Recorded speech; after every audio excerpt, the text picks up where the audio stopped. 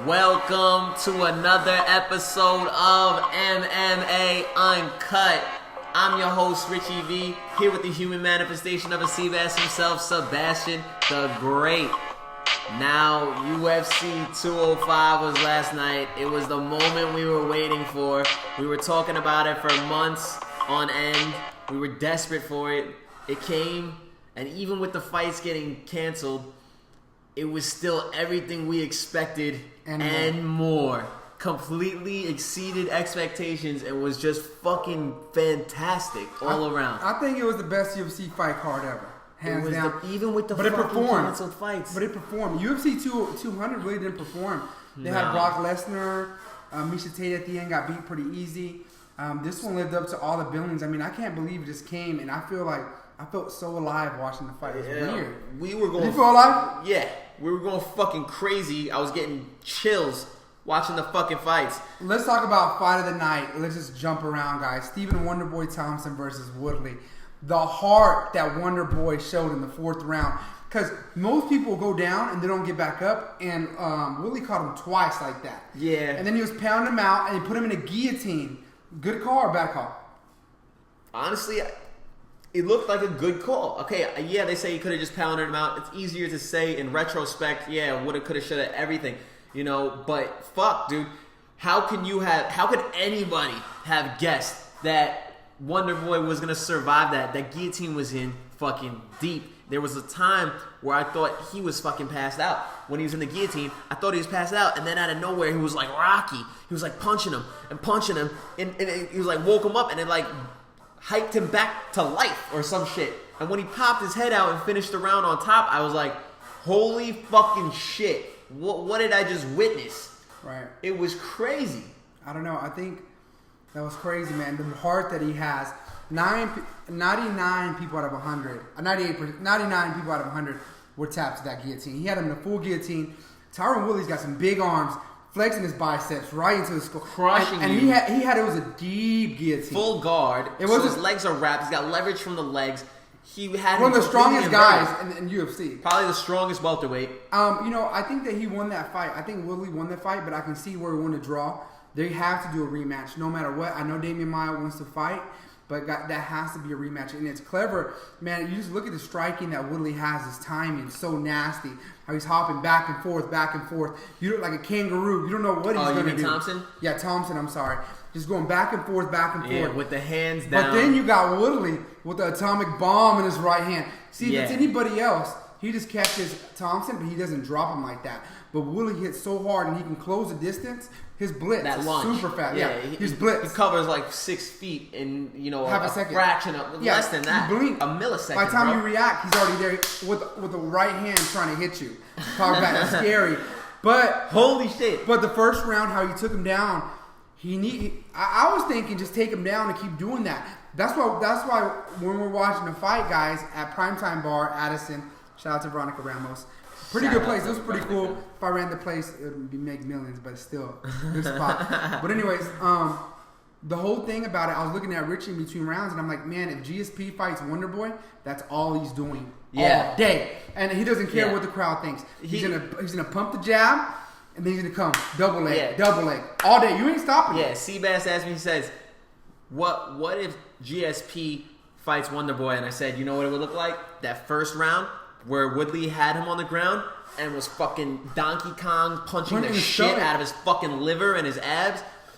It would be 5 rounds of that if it was GSP. Even Woodley said after the fight, he's like, yeah, probably should have taken him down more. But the fact that he was able to stand with him and still win in one judge's eye, I think it says a lot about Woodley's game. And Woodley is an elite guy. He's the top dog. There's no doubt about it. Guys, Thompson's a lot taller than him, but Woodley has the legs and the power.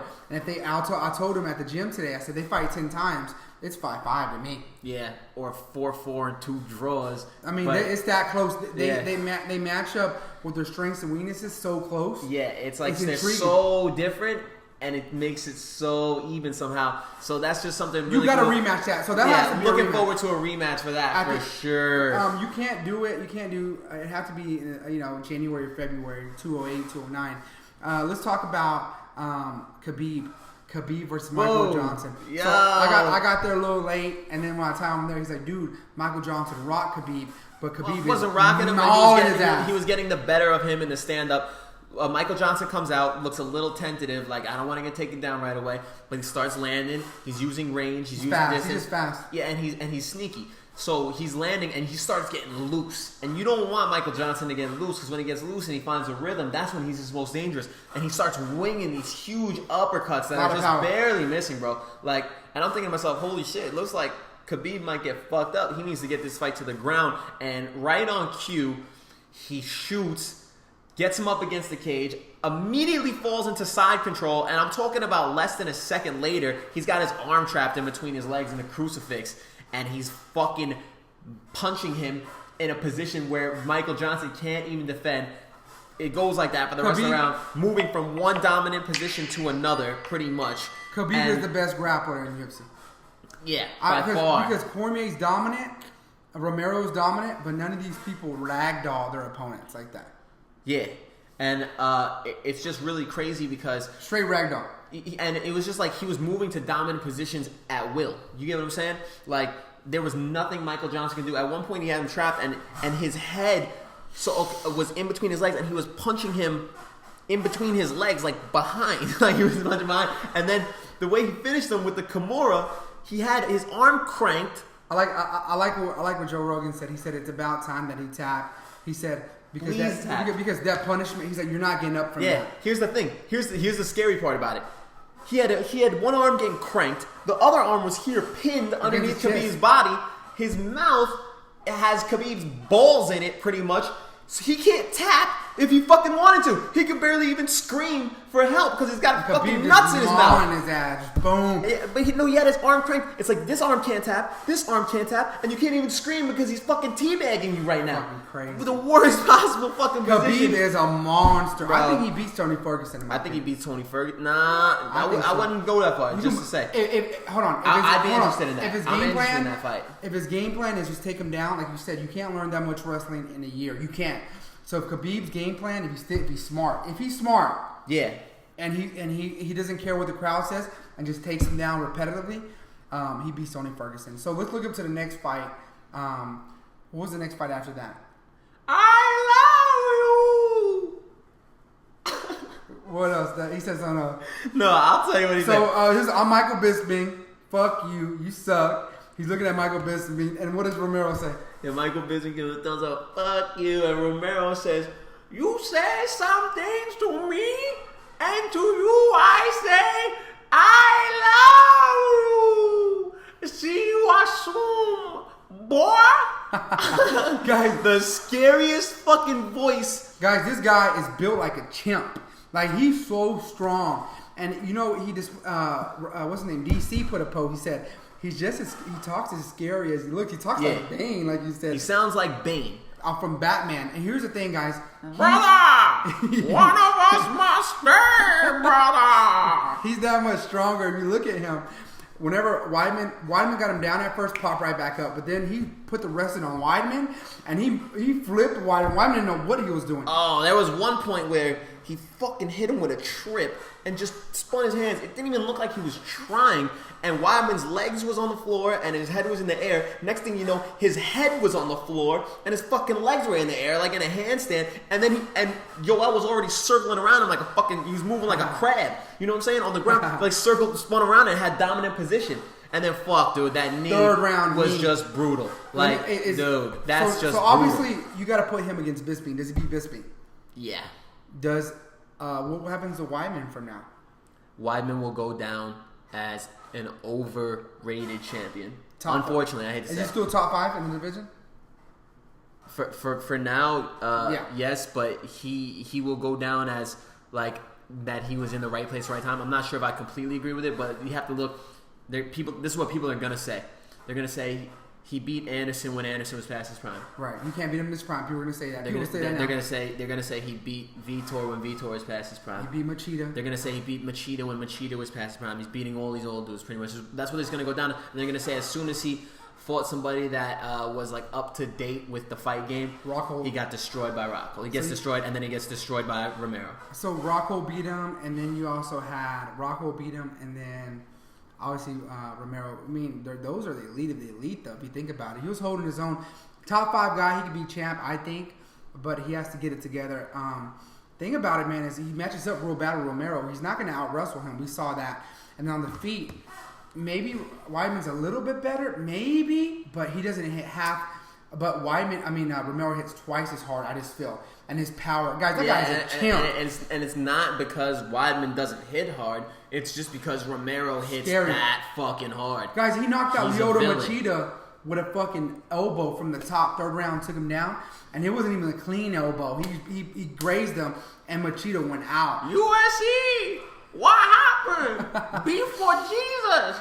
Don't beef for gay! I remember that. All right, guys, so we talk about that. So, big win for Romero. He's going to fight Bisping in the next couple months. You brought up a good point. Big that favorite, you think that maybe Bisping's only advantage is that he's got crazy cardio. Yeah, he's got great cardio. And Yoel has a tendency to get. So if he can last into the 4th, 5th rounds and drag him if he wants, he might be able to first 3 rounds, him. Romero smashes him. If he goes beyond that, Bisping could pull it off. I'm a big...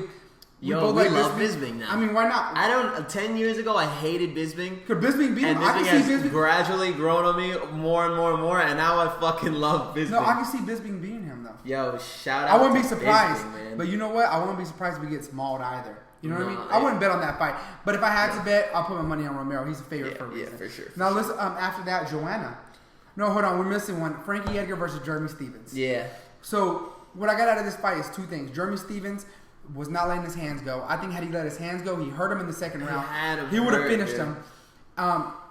You got to have that kill or be killed Nate Diaz mentality. He didn't have that. I thought he did have that, but he just didn't have it at that moment. Like, I've seen Jeremy Stephens kill people from worse than that. I don't know, what I'm saying? man. I don't know. He's just an up and down fighter, man. He's either fucking sleeping you or getting beat. Getting beat. Yeah, it's weird. Frankie Edgar showed toughness and heart again. I don't think Frankie Edgar's a top 5 guy. I don't see him being champ again. But hey, stranger things have happened. Good fight for Frankie Edgar. Frankie Edgar still got just as much heart as ever. Still ain't getting finished. Still pulling out crazy wins after he's getting rocked. But Frankie Edgar's a fucking man. He's the man. And here's the thing: he's fighting at 145. He still looks small. And he used to fight at 155. Yeah. He could easily go down to 135. Yeah, I mean, he's way smaller than Cyborg. I think he should be fighting at 135, honestly, in my opinion. Lose another... He has a lot of muscle on him. He could. One thing I do want to say is Jeremy Stephens, has all the power in the world. That guy's like a little baby rumble, but he's not putting it together. Hopefully he does and finds it out because he has so much potential. Do you see the potential in him? In who? Jeremy Stephens. Of course, bro. But he has to put it together. After that, let's go to the Joanna versus KK. Yeah. Joanna was piecing her up, putting a clinic. I was telling Richie in between rounds, like, this girl just hit her with the left, right, and then ended it with the leg kick. And then came in the next combo, right leg kick, left, right, uppercut.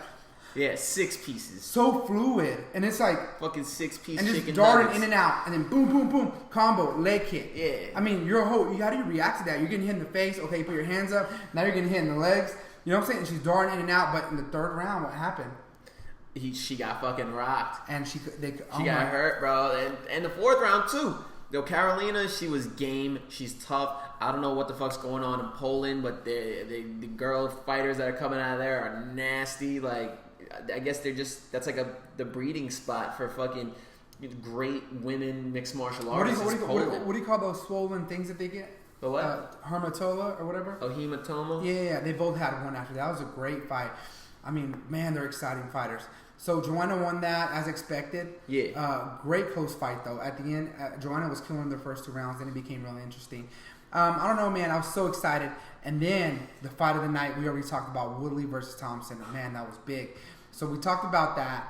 But let's talk about the main event because I won $5,000 on that fight, by the way. Yeah. Sportsag.com.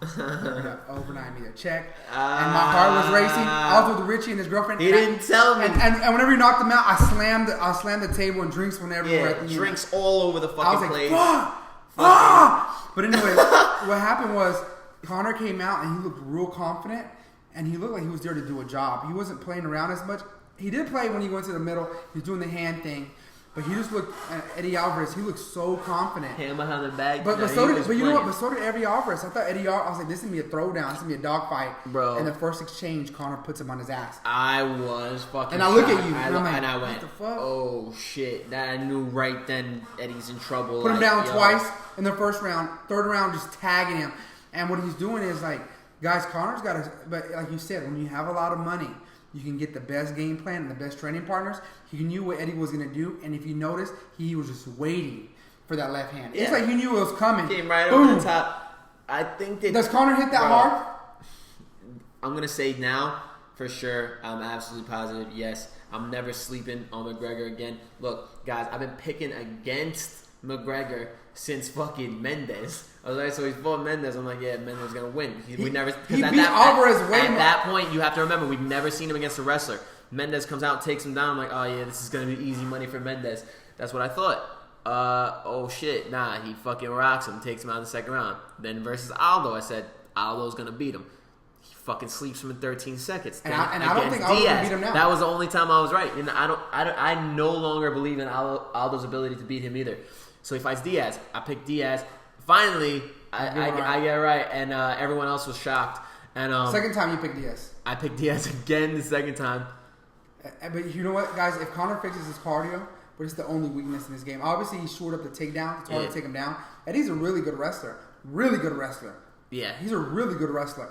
And I thought Eddie was gonna get him. And he had his arms locked up. But Conor, it looks like you can tell he's been training. So guys, I'm not gonna lie. I thought the stoppage was a little early. I think Conor's training like GSP on GSP's level, where GSP finds out how long you're training for, and Bisping said that what he does is he adds 2 hours to that. So he'll say, well, how long? He'll put a spy in your camp. So he'll say, how long is Richie? I'm gonna say I'm finding Richie. Oh, he trains till 9 to 6. Okay, let me do 9 to 8. Yeah. And those 2 hours start adding up big time over the course of 8 weeks. 8 weeks. But what I'm saying is his work. I mean, you could just tell he was in better. He just looked good. He schooled Eddie Alvarez. He made him look like an amateur on the feet. Yeah, yes, bottom line. He's the most gifted striker. I'm gonna say right now, Conor McGregor is the pound for pound most dangerous striker in the world over Woodley right now. Yes, pound for pound. Oh, I don't know. You have to think pound for pound. Pound for pound. Yeah, I can see that. Pound for pound. Willie's nasty. The way he darts in and out, his stance is nasty. No, Conor's on a different level. Connor's on a different level when you're talking about pound for pound. And here's the crazy part. Conor might be able to sleep Woodley. You think so? I'm not putting it past him anymore. Like I said, I am not sleep. No one has ever. You guys, here's the thing. He's knocked out everybody he's fought. The only person he didn't knock out was Nate Diaz, but he put him on his ass. Nobody knocks out Nate Diaz. Nate Diaz has been up there against the best. He went up against Roy McDonald. Yeah. He went up there against Dos Anjos. And here's the thing, guys. I think if Conor was to fight Dos Anjos, Conor's the big favorite now. Conor destroys Dos Anjos now, especially post PED Dos Anjos, we have to remember. And we're not saying he's doing steroids. Remember, the Brazilians, guys, you look at their bodies, it's a whole different game. I don't know. I think it's going to shoot the UFC to a whole different level. His announcement was obviously, hey, I have a kid on the way, and he wants a stake in the UFC. He said he wants to be treated like, like what he's given in, and he wants a stake because he knows. See, if I'm Conor, what I do is this. And I take some time off. I fight Floyd Mayweather Jr., make $100 million on that. He's got nothing to lose. He loses the fight. He's expected to lose. He comes back to the two-time champ. Doesn't hurt his stock. His stock is at an all-time high right now. Even with the Mayweather fight, he's a two-time champion. So people are going to promote that. His stock is at an all-time high. Look, the way the UFC laid this out was brilliant from a marketing and business perspective. Because if Conor was to lose to Eddie, just talking hypothetical, if he was to lose, then they always have the fallback plan. You put him against Nate Diaz, right? Because his stock would fall if he loses to and they still know they're going to cash in on that. That's the ace up their sleeve. They're like, when Conor loses, then he fights Nate Diaz. Until then, keep increasing his stock. So who does he fight next? Ferguson? I know. Well, that's the thing. So I feel like the UFC doesn't want to hurt his stock just yet. You have to think, it's new owners. They got to try and milk him for everything he's worth right now. I think they put him in another win-win situation. So if he goes out and he fights Woodley, there's nothing to lose, right? For the 170-pound title, there's nothing to lose. It'll be a fight. It would be a fight. He's big as fuck, bro. At first I thought Conor's fucking huge. He's got a huge head. yo, look. So they put him in a situation like that where it's like, okay, if he loses, of course he loses. He's fighting against this fucking monster at 170 pounds. But if he wins, his stock somehow increases. So he's making $15 million a fight right now. If his next fight, he's probably gonna make $25 million, right? If he happens to fight Woodley and win 3 fucking belts, right? Goat, maybe. Kinda, but the way that he kind of did it was like, if I were him, I go fight. I take some time off. I fight Floyd Mayweather 3-4 months, get my $100 million, right? Put that in my pocket, and then I go back and go for Woodley. Because fighting Floyd Mayweather will not hurt your stock at all. It's another win-win thing where you can't lose. And then you're getting boxing fans, and Dana White knows that he's a smart guy. Yeah. So let's say he beats Woodley, retires. Why? What else is there to fight for? Retire with because you got worth $500 million. But you got $100 million from Floyd. You're right. And then your endorsements. Because then if you're just he has a kid on the way. Yeah, then and that's going to change him, guys. When you have $500 million, if you're just making 10% on your money with just basic investments, if you guys have it, you can be on commercials. You can be on commercials. You can be on commercials. 10% on your money every year, you're making $50 million just on interest. Because at that point, he has nothing to gain. He'll never go higher than he is. He's at the mountain. Yeah. He's at the mountain peak. Yeah. So yeah, he can beat all these other guys to prove to us, but retire at 30. He always said he wanted to retire young. You retire at 30, worth $500 million. 3 championships, you're the GOAT. Yeah. I mean, you could always. I mean, people say, "Oh, he didn't fight enough," but you could always debate it. And if I'm 30 years old and I'm done fighting, because guys, listen to me. Like you said, we haven't seen these fighters post career how they're gonna end up. Are you in a wheelchair? They're taking a lot of hits. It's not good for your body. Yeah. That type of stuff. You know, it's not. You're gonna be forgetting shit. You're gonna have vertigo constantly. You're gonna be shooting yourself. And then then he said he's scared to be a dad. He's like, I'm really scared because he doesn't know. And I don't blame him. I was a father. I was scared. You know what I mean? But I think he's going to fall right in love with his son like everybody else does. And Conor says he'll be a great dad. And I think he's going to spend time with his family. In my opinion, you fight Floyd Mayweather, get your $100 million, put it in the bank, and then you go for Woodley. Yeah. Because I don't think he beats Wonder Boy. But here's the thing. Weird. You know what I mean? Does he beat Wonder Boy? Does he beat Bisping? He's way too small for Bisping. Yo, what does he beat Bisping? Fuck? Give him Bisping. I don't know, bro. That's crazy, because, he could. He might. Beat Bisping? He might be able to. He's got better striking than Bisping. Might sleep him. Yo, these are crazy hypotheticals. And options are a good thing. I am looking for. It's like, that's the thing I love about the sport. It's like, just when you think you know what's going on, everything fucking changes. And for everybody that said, everyone said UFC is done, they're changing owners, I think it's going up even bigger. These cars are stacked. Yeah. Lately. Have you noticed how stacked they are? Mm-hmm. Even you got 206 coming up. Rumble versus Cormier. And that card looks good too, bro. And then you have Korean Superboy. Then you have what's his name? Pettis versus Max Holloway. Woo! And Max Holloway is a dog. He'll point at the ground the last couple of seconds and just throw bombs. Yeah.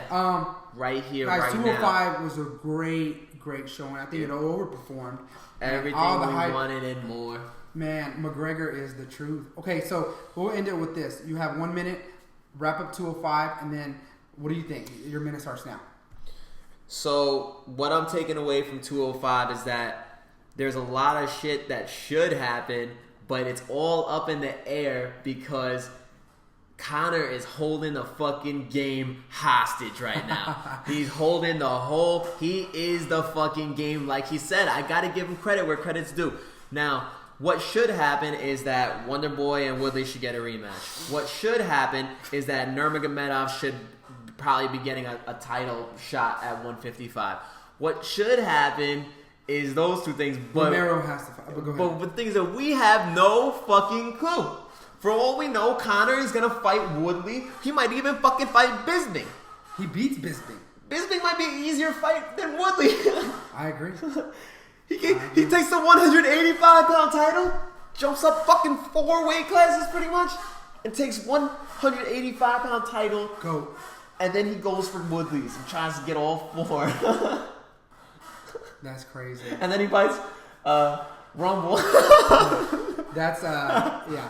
He's not done. Because he can end up hurt for real. Bad. Hurt. Like Glover Teixeira. No, like what Conor says he's gonna do to people. Like your family will never recognize you again. He never actually does it, but Rumble can really do that to you. He can disfigure you. All right, get your minute. One thing is Conor is the real deal. He's solidified. There's no more question. He's the real deal. He's the top of the game. He's an elite fighter. Yes. He's a John Bones Jones level fighter, GSP level fighter, where he's that much better than his division. 205 interesting matchups. Tony Ferguson's there. You got Khabib.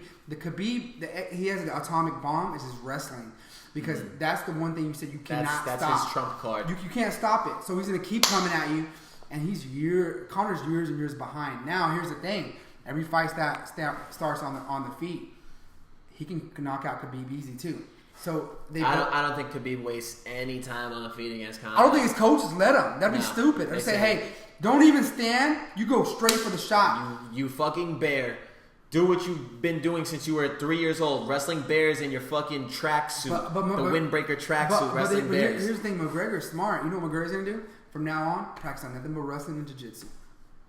That's all he's doing. His striking is top level. And then also Wonder Boy, man, the heart that Wonder Boy showed. Man, Woodley is the real deal too. Joanna, we know she's the real deal. And I think UFC's going to get more and more interesting. I mean, that was big to me, man. That was my Super Bowl. I felt alive when I watched that fight. That's our Super Bowl, guys. That's my prom. That's my wedding. That's my birth. And it lived up to it. Like, it lived up to everything. I woke up this morning. Bigger than everything. I fell asleep. I went out, and then I came straight home, fell asleep, woke up today, started hitting the workout. I hit him up and I said, I can't stop thinking about 205.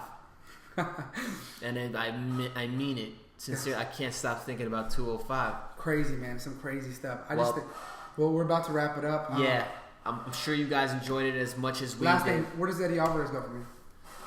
Eddie Alvarez, he's happy. If you notice after the fight, losing is tough for anybody, especially fighters. They're competitive. But he's rich now. He's rich now. And before... And I think that helps to ease the pain a little bit. Of course. He has a family, and before he was fighting... Sure, it would have been nice nothing. to win. And to redeem the shit talk. Even Dos Anjos, he's a good guy. Once you become a champ, you get marketability, you're pretty much set for life. Eddie Alvarez made $3 million on this fight, more than he's probably made his whole career. And then he's known now. And he's going to have a big home, a good, be able to provide for his family. I'm happy for him. I feel like that's the reason people get in the fight game. Other than having passion, you want to make it and be able to provide for your family. Yep, that's it. And that's what it's all about. Eddie Alvarez, good shot, but you're light years behind Conor. But you're not the only one, so don't feel bad. All right, guys. So leave us your thoughts and comments below. What did you think? What surprised you? What do you see taking place in the future? If you liked the video, go ahead and hit like. Don't forget to subscribe. We got plenty more shit on the way. And until next time, I love you, fans. I love you. I'll see you soon, fans. Boy.